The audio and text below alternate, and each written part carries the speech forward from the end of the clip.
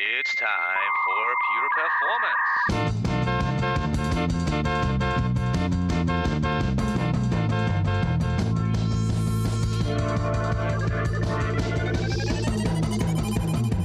Get your stopwatches ready. It's time for Pure Performance with Andy Grabner and Brian Wilson.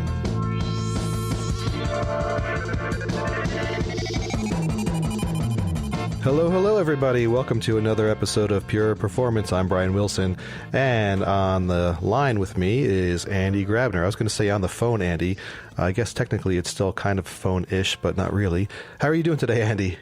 I'm good. Thanks. Still sitting in Boston here, and I guess you don't want me to talk about the weather because I tried this in our first attempt to record, and you said nobody's interested in talking about the weather, so we skipped that part. Let's talk about government instead. People love talking about weather, government, and religion, right? So let's do that. Exactly. Open up a can of worms. Yes. No, seriously. So today, the episode today was triggered by an amazing amount of positive feedback that we have all received at Perform.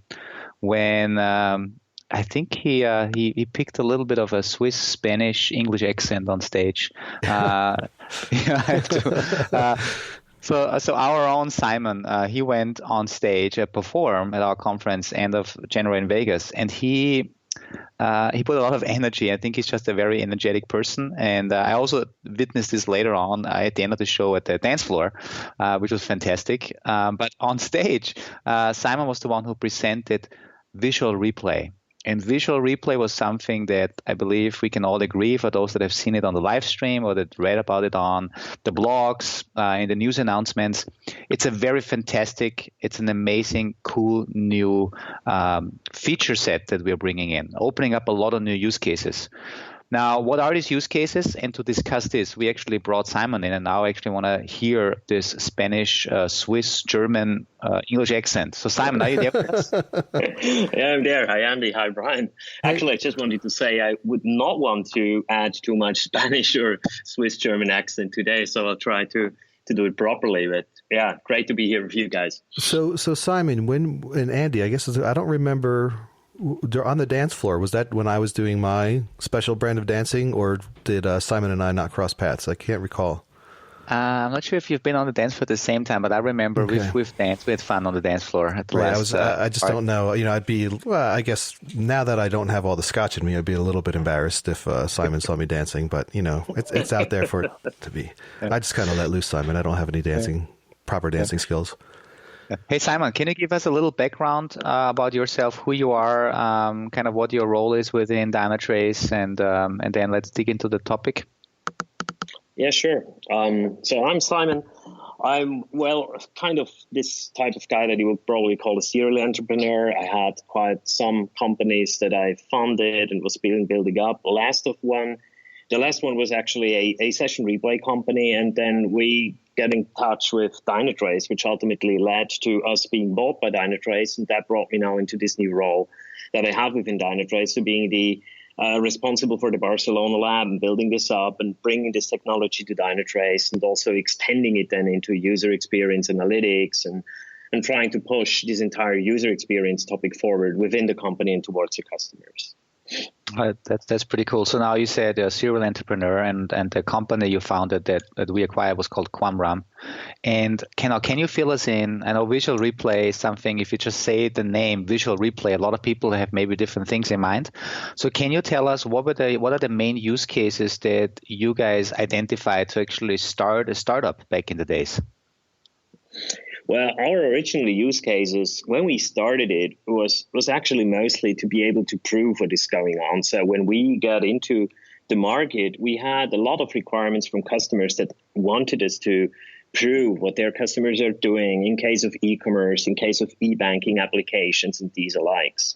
But what then happened, as soon as we started to develop this technology, and as soon as they've seen about how great the experience is, how movie-like it is, what you can actually see, and how much you can discover by literally looking over the shoulders of people, we got more and more into the area of user experience. So to what we do now, and what is the ultimate use case if we want for session replay, is for us it's kind of the utmost level of drill down that you can think of. So there is so much available in the market. There are so many analytics tools that tell you what customer segments are not successful or do not reach their goals.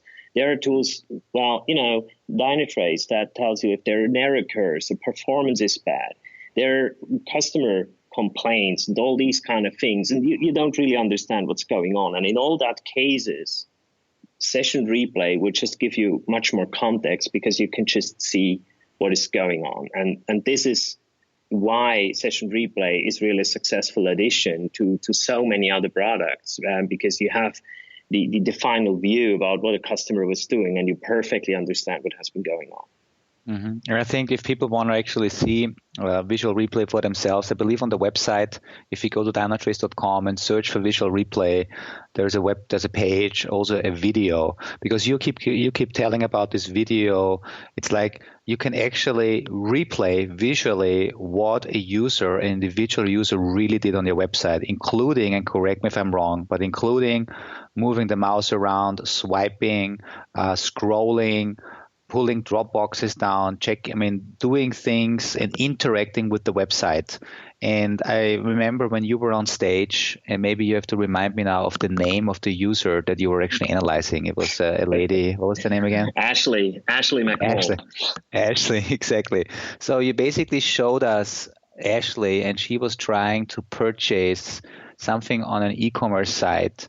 And she tried multiple times to fill out these forms, but when dropping down a box or something, I think there was like an endless progress bar coming up, or something failed. And obviously with all the other tools that you mentioned earlier, even with Dynatrace itself, with our Dynatrace run, we would basically tell you which clicks Ashley would have done, but we would not be able to visually tell you what her experience was like. There was this particular, wait symbol, or this wait progress bar, or a visual error box on the screen that kept her from actually continuing her conversation or her conversion journey. And I think this was really fantastic. Now, when we talk about Visual Replay, and I think we had this discussion before we started, you actually see which looks like a real movie, right? Now, can you go a little bit deeper before we explain other use cases? Can you go a little bit deeper technically? What are you actually capturing? Are you actually capturing video screens and frames on the user's device, or how does this work? No, we don't capture actual videos. That's also why I mostly talk about movie-like experience, because it just really looks like a movie. So the quality is like watching a movie, but it is not. Technically spoken, if you're looking at a browser application, then everything that you visually see has its internal representation in the browser that we call the DOM, the document object model. And every time something changes visually on the screen, this also has its internal, there is a change also in this document object model. And what we do is we are kind of monitoring this document object model. And every time that a change happens, we see that, we capture the difference in between the former state and the current state. And this difference is what we actually store and save. And then in replay, we just do it the other way around. So we take the initial state and we reapply all these changes. And with that, we are able to recreate this entire visual experience the exact same way that the user has seen it. But it's still, of course, textual data. So we are not, filling storage with movie files. And the other question that somebody asked me once, and I know the answer to this, but I just wanted to put this out there because I think other people might have the same question, is somebody asked, well, if somebody is filling out a form and they click submit, let's say, is the replay submitting that data of theirs again to the system? And, my understanding is absolutely not. We're just recreating what it would look like. But I guess their concern was, is it actually, if the replay is going to log somebody in, is it actually going to log them into their account, like on the replay session? Yeah, no, absolutely not. So right. we're kind of a sandbox. It's exactly as you say. We're just recreating the visual experience. It's not a simulation, it's right. a reproduction, which is also a differentiator towards other tools that actually do, as you say, they try to reapply the events to make the application behave the same way and hope that this will recreate the kind of same experience, but typically it does not. But that's not what we do. It's really sandboxed. It's just a reproduction of what the user has seen without, let's say, an actual interaction with the original backend. Right. And another thing that this makes me think of, when you guys were describing some of this earlier, and I think this applies to the use cases we're going to go through, so I wanted to put this in people's minds first, is with the idea of a replay. When you think about when there's a code problem on the back end, let's say there's an exception, right, Andy? What did the developers do, right? They look at the exception, they try to understand what caused it. Oftentimes then they'll pull up the code in their desktop or in their IDE, and they'll step through the code, trying to recreate it and see exactly how they're going, how it, the code executions and the step through that triggers the error, because they want to experience it, they want to see it. Now, if we take that idea and put it to front-end web development, the idea of stepping through the code you can only, if you have a JavaScript error, like we saw in the example that Simon showed at Perform, you see there is a JavaScript error, but you don't really know what that means. And it's not like you can step through code in quite the same way. There is some ability to step through code right in your browser tools, but you're not going to be seeing it. So to me, I'm thinking replay of a way to visually step through the code execution, so that when you do have that JavaScript error, you can step through the replay cases to the point where that occurs and actually see it visually and experience what that is.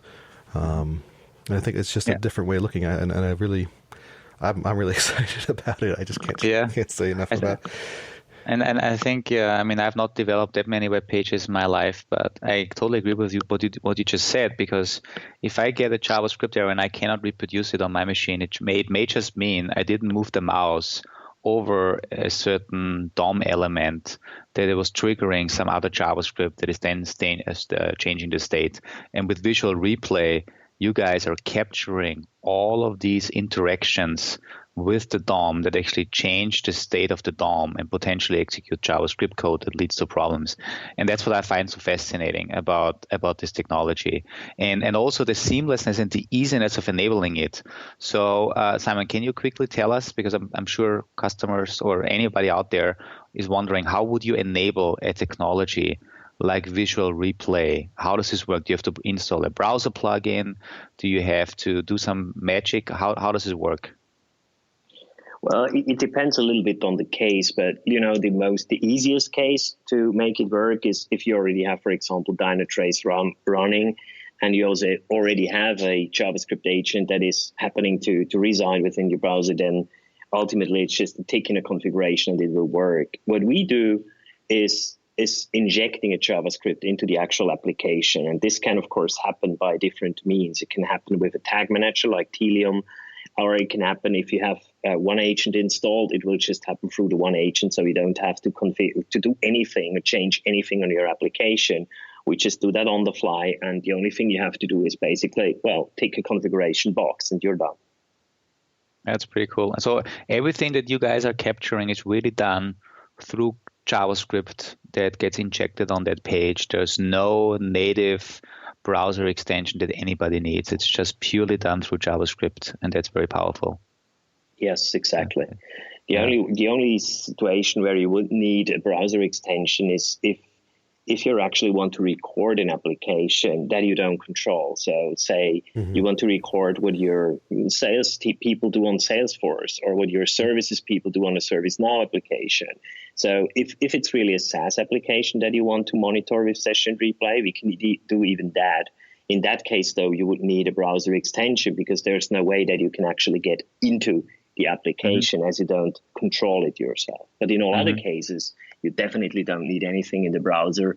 It all just happens magically. That's cool. And I think, Brian, you also, before we started, you talked about that you are currently exploring this type of capability, what we call Dynatrace SaaS vendor RAM. So actually, mine's a little different. We do, you can continue that thought, but my situation is a little bit different, where it's the agentless RUM. So for anyone familiar with Dynatrace, there is the ability to basically inject the JavaScript tag and the file somewhere locally, because the case in point is, let's say, Salesforce Commerce, which used to be Demandware, where you don't have access to put agents somewhere, but you can still inject JavaScript and tags into your page. That's actually the case I'm looking into, Andy, but I believe the case you're talking about with the, what did you call it again? The browser extension? The SaaS vendor RAM. Yeah. Right. That's more for like Salesforce proper, where you can't even touch anything. And you still have that browser extension that you can add in to collect the RUM data, the real user monitoring data, which I guess, Simon, what you're saying is you'll be able to piggyback on top of that and add the replay tag to that as well? Yes, exactly. Yeah. So that's pretty cool. So that means, to sum it up, we have the ability to enable visual replay for any app where you either install a Dynatrace One agent on the server side, and that will automatically inject the RAM agent that we have, and then visual replay will be can be enabled. We can do it through Brian, the way you do it, which is called agentless RAM, where you can inject a little JavaScript tag on, let's say, a page in case the vendor itself allows you to change these HTML templates. And the third option is, if you have no control at all about the rendering, like Salesforce, Office 365, whatever else you use, then you can use our SaaS vendor RAM browser plugin to inject the JavaScript agent, and that monitor how your probably employees are using these services. So that's pretty cool. Now, Simon, you started off with talking about the use cases, and I think you said, kind of the user complaint resolution, figuring out what individual users are really doing. What else is out there? What else did you hear from people that have been exposed to visual replay? What are the other use cases that people like about it? Yeah, so as you mentioned, user complaint resolution is definitely one of the biggest ones, where it's about single users. The other ones already have been mentioned by you, Andy, but also you, Brian. It is really providing context, because I would maybe want to go back a little bit to this debug idea about JavaScript. Typically, yes, you have means on, for example, debugging in the case of errors, but you typically can't do that on live systems, because, you can do that in your browser while you're developing, but you're completely running blind if something happens out there in the wild. Some user are just getting into problems, and this is what we call the use case of providing context to anything that might happen. It could be a performance problem, it could be an error, but you can just, typically that's so hard to reproduce. So your developers just won't know what is going on. Why was this happening? How did it affect the user? What did he actually perceive? Where can I fix it? What do I have to fix? And all these kind of questions you can simply then answer with session replay. So this is the use case of providing context. And then there's one more, which is simply usability. So every time something pops up in your dashboard, so you see people are not converting, they're struggling, they're clicking like mad, because this is stuff that you can easily, let's say, find out analytically. You see these people, you see these segments, but you never know the why. And the why is what we add. The why is that's kind of the information that we can add to the picture to explain why people were not able to fill a form. We've seen so many things, like, in sometimes that you have an accessories list and it simply drops over the actual submit button in the checkout process. So people were, given a lot of accessories to pick, but then finally could not conclude the actual transaction, or buttons that look like buttons but are not, and people are just clicking there like mad. Nothing happens, and then they're frustrated and drop off. All this information is super hard to get analytically, but it's so easy to just see. And so what we facilitate is just user experience improvement, which is another use case that we had very frequently, and helping to even, let's say, on a processual level, which is then rather, let's say, if you want the use case for the organization itself, to become more agile, because with that immediate feedback, you're just so much faster in fixing issues. You're so much faster in improving your application. You're so much faster on, for example, in an A/B test and getting feedback about which really work. And with that, it's way easier to get into iterative and agile processes and making your application much better in a much shorter cycle. Cool.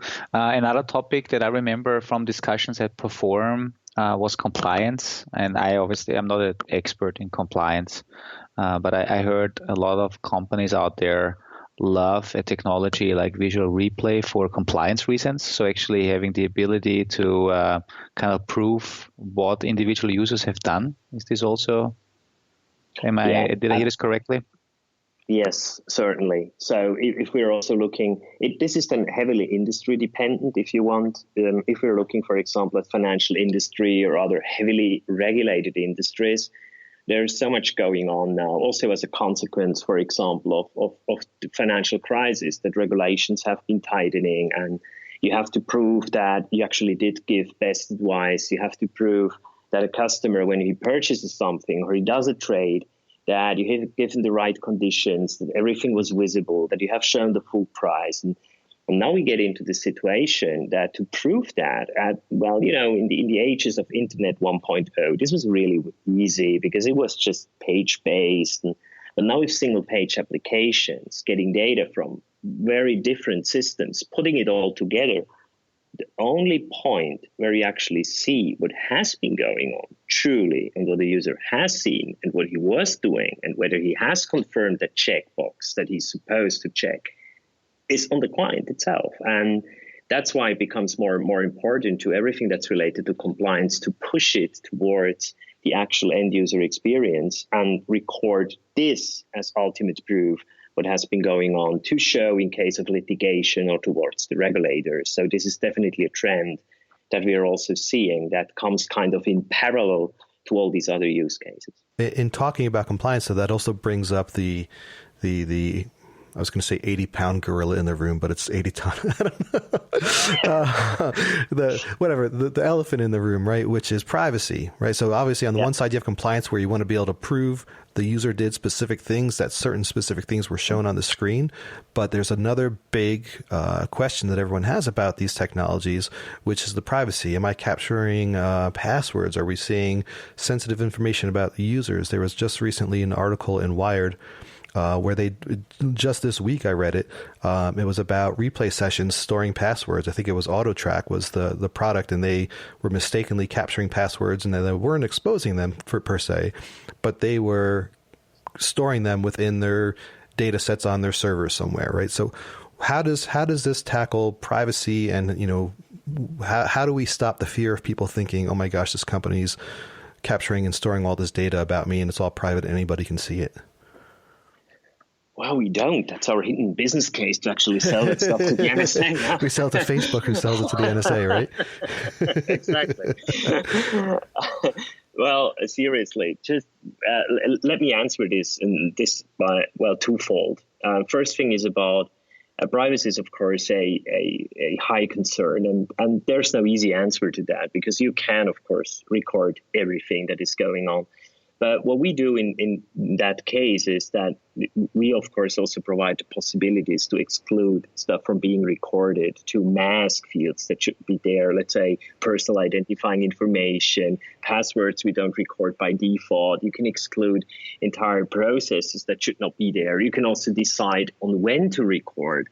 For example, if somebody actually does, let's assume he does an e-trade, then you have to record what he's doing. But if he's not doing such a trade, you're not even allowed to do so. So we can very easily react on things that are happening within a session to decide on what to record and when to record.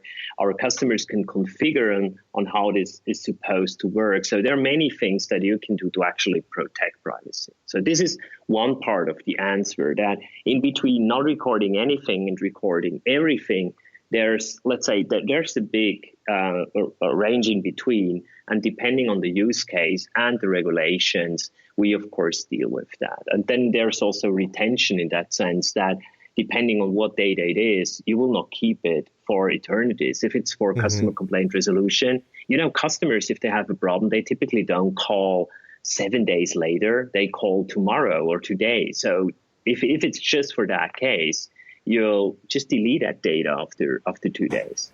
But this is just one cluster. And there's another part to the answer where I always say, actually, we're the best thing that can happen for privacy. And that may sound a little bit strange, but you just have to be aware that what is going on today is that data is stored anyway in many, many different systems. And we've been talking about compliance. Now think about all these backend systems that are recorded, all these logs that are recorded. If a user comes and asks you, show me what you have about me, how do you do that? You're not able to do so. If he's not your customer anymore and he asks you, can you please remove all the data that you have from myself? You won't be able to do so. It's simply impossible because you just cannot tear that stuff apart.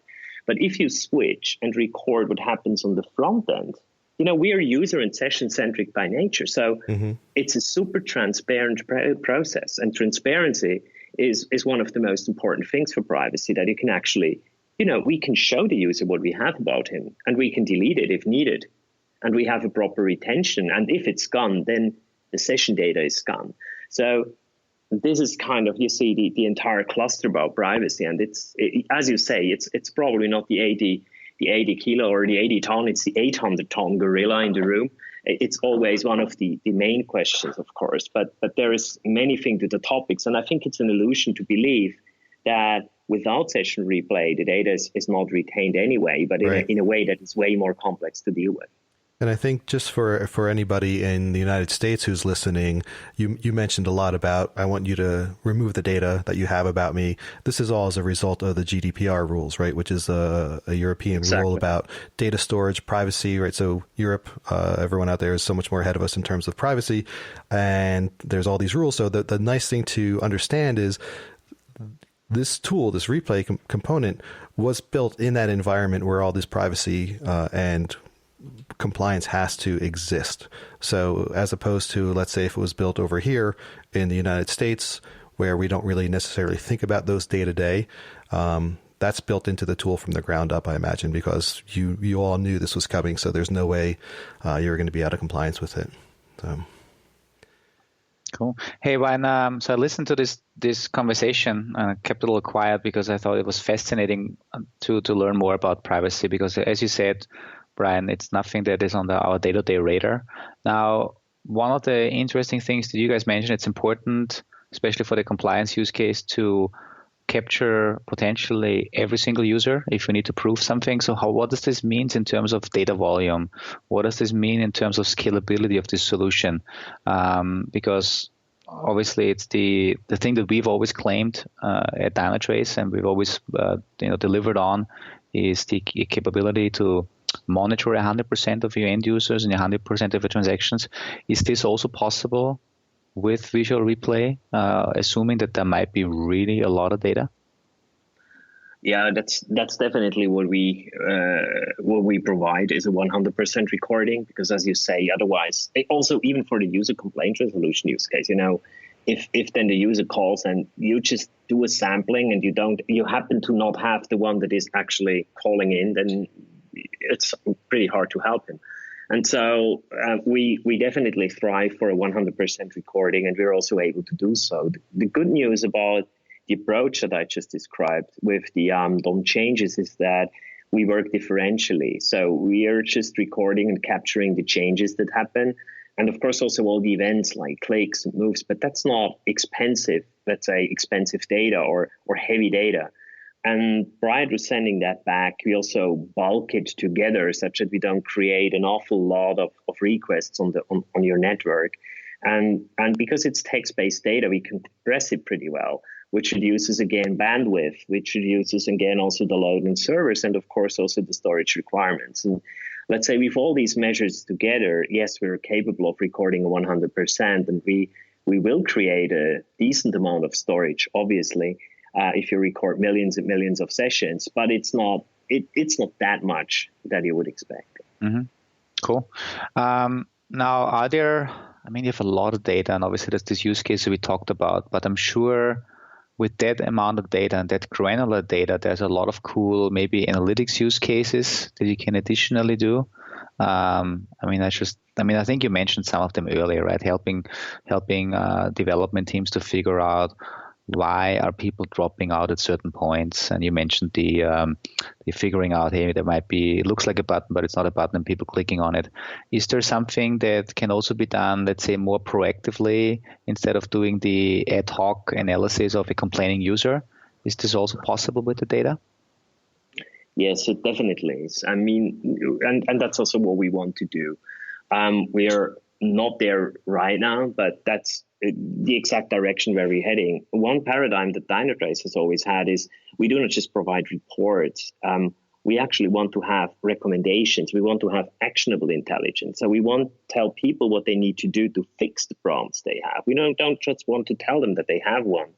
And the exact same idea we also are going for when it comes to user experience analytics. So we have the data to not only tell that you have a conversion problem or actually it doesn't work or this form doesn't work, but we actually have the data to tell them what form field should they change, how to make it work better. And that is what we are currently working on. And that is what we want to provide, is this kind of recommendation intelligence to automatically inform you in case you have an issue and tell you how you can change that issue to increase, let's say, conversion, to increase happiness of your user, to increase loyalty, to decrease churn, to decrease struggle.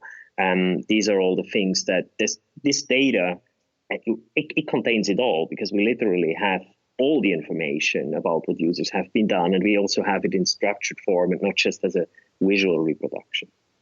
Oh, that's cool. I mean, falls exactly into the line what we have been doing at Dynatrace for a while, right? I mean, if you look at a RAM session right now, a user or a visit, you can then see what are the top findings and how to optimize the page load. We also do the same thing now on the server side with top findings on the pure paths. So this falls perfect in the line, because we cannot expect everyone out there to be an expert in analyzing all the data by hand. Nor do we have the bandwidth. Neither has the bandwidth. So let's use the machines to do the work for us and digging through the data, obviously optimized with the analytics and the algorithms that you guys put in place. That's pretty cool. You know what I'm thinking, Andy? What do you think? Simon, I'm going to put you on the spot here. I hope you don't mind. It's probably the answer is probably no, but this always comes back to going back to my old load testing days. I'm wondering if there would be a way to somehow bulk export the sessions and turn those actions into some sort of playable script, not necessarily for that user with that user data. But one of the pain points in modeling any kind of workload in a load test is putting together those scripts, trying to figure out a realistic workload. I'm just musing aloud whether or not any of that information in there would be something that could be manipulated and converted into some sort of a script. I don't know. I'll have to take a look at, I guess, once we start seeing it, what it outputs. But that's always Maybe to not put Simon on the spot, but to interject myself here into this discussion. We actually have already load testing partners and testing partners of Dynatrace working on that. So really leveraging the RAM API. So they're working with the Linz team, but I'm sure they will also soon reach out to you, Simon, to see what additional they can benefit from your data. But there's just been. We have every single user and every single click, yeah? They already have. So, and it's interesting that you mention it, because it's a use case that even in the old Qumran times we were, let's say, confronted with it. And of course, yes, we have all the data that you could do Selenium-based or whatever tests to then run it in a synthetic environment, again, record what is happening. And that's definitely something that will add some of the data that we have to enable this functionality as well. Mm-hmm. Awesome. Cool. All right.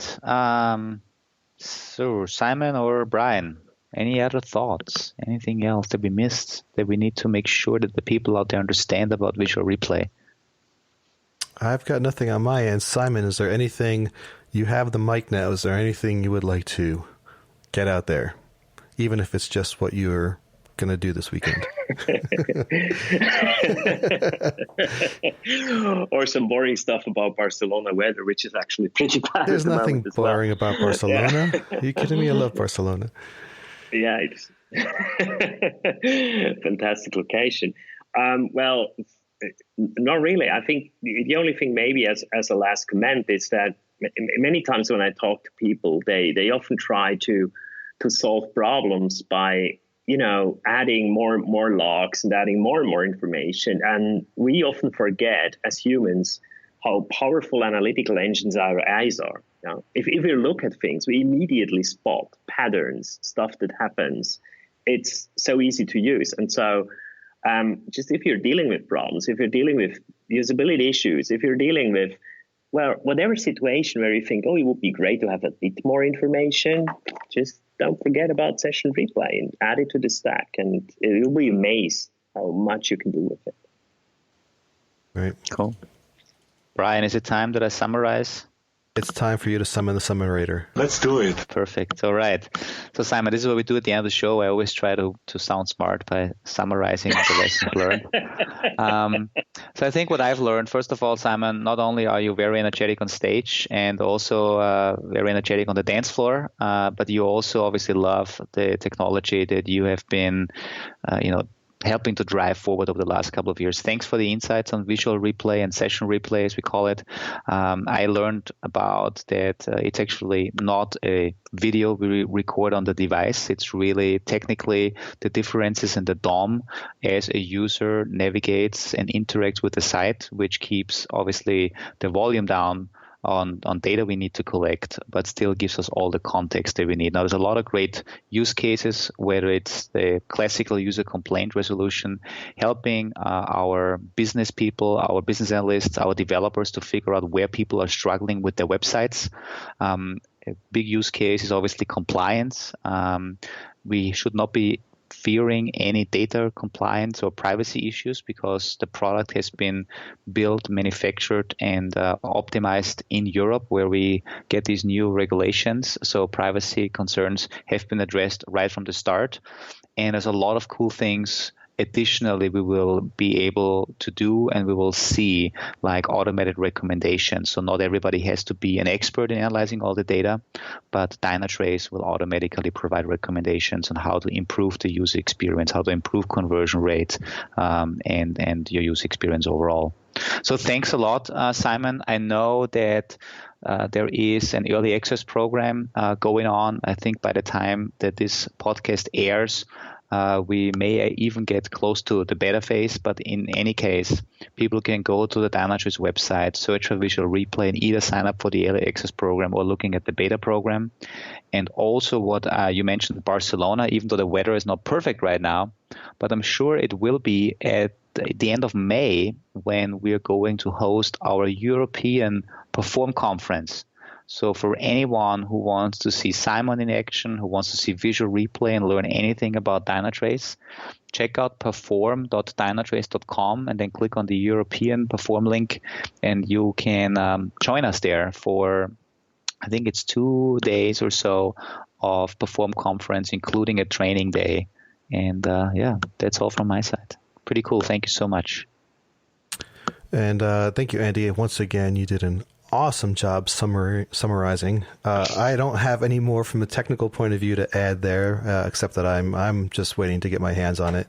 And I want to say to Simon and anybody else who's heading over or in Barcelona, I would highly recommend going to, I'm gonna mess up the name here, La Anxoveta restaurant. It's Catalonian, so I'm probably pronouncing it wrong. It's Anxoveta. It's a small little restaurant on Carrer de Saint-Dominic and Pereire Seref. I can't pronounce these things very well. Anyway, it's awesome. It's this guy who used to, I forget what he used to do, and we did one of those food tours at Catalan, and it was just awesome because it was these really great places. They got great bombas. They have a great tomato bread. The food is wonderful. The wine is wonderful. It's a small little place, but get over there if you can. I don't know if you've been there, Simon. I think it's in the Gracia neighborhood. It's just quite good. That's what my summarizing will be, since we're talking about Barcelona. And replay, it's awesome. I can't wait to get my hands on it.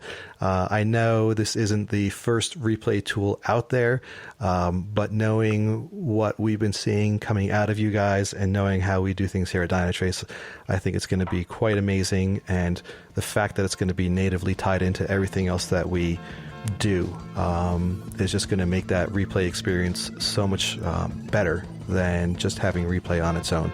So I hope everyone's looking forward to it as much as I am, and we'll have some reports soon. Thank you, Simon. Any last words from you? Well, if you're looking for a restaurant in Barcelona, you can also just call me. Yes. I'll be happy to help out. Yeah, and thanks for having me. It was a pleasure talking to you guys. Thank you.